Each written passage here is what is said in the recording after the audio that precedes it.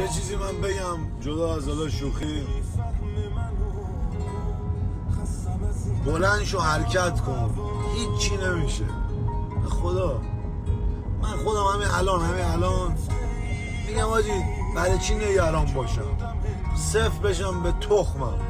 این همه آویزون گشته تو خیابونن،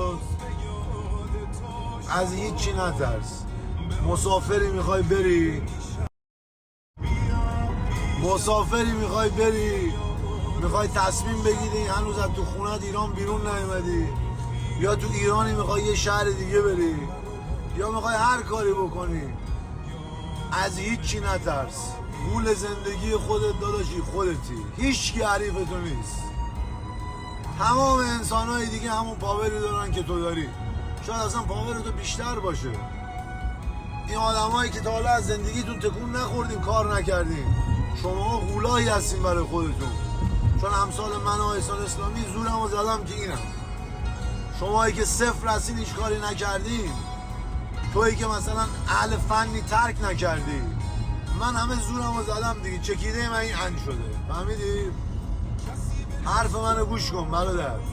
تویی که هیچ کاری نکردی، تویی که از همه تو کاسبی عقب‌تری، تویی که نمیتونی هنوز ترک بکنی، تویی که نمیتونی هیچ کاری بکنی. آره داداش من، هیچ موقع دیر نیست. الان مثلا میبینی تو فک فامیلا توی فک فامیل یه موقع است ببین دور و بریات بدت میاد، میخوای از ایران بزنی بیرون، هیچ برنامه‌ای هم نداری، هیچ برنامه‌ای بیرون وصل باش، درست میشه میره جلو. تجربه کردم بهت میگم. تک و تنها اومدم فرودگاه امام، اومدم اینجا، الان اینجا. رها کن برادر، اعتماد کن، رها کن. تویی که تو فک فامیلات از همه عقب‌تری، دوست دخترت رفته با یه پولدار، قدر تو رو نمیدونه داداش من، خواهر من. اگه پسره میره ول میکنه میره با یه دختر بهتر، قدر تو رو نمیدونه. خدا داره میگه آجی تو داری دستیقی میکشی، اون نمیخواد تو دستیقی. فهمیدی؟ خدا داره کمکت میکنه، نمیخواد تو انگیر کنی. بعد تو میای غصه میخوری، خدا رو فوش میدی که ای خوار تو من گاییدم، چرا زندگی من اینجوری شد. بابا داره کمکت میکنه. مگه تو ببخشید، مگه تو از 4 ساعت دیگه خبر داری؟ رها باش، انسان خوبی باش، رها باش.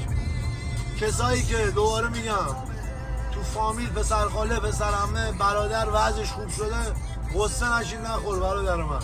قدرتی که در تو هست در من و احسان اسلامی و امثال 100 تای مثل من نیست. چون تو آماده ای، همه چی جمعه، یه جا باید بازش کنی. نترس، قدم بردار، برو جلو، هیچی نمیشه برادر. ولی قدم درست بردار، نه یک طبقه 40 خودتو پرت کنی پایین مثل کسمشنگا، اون نه.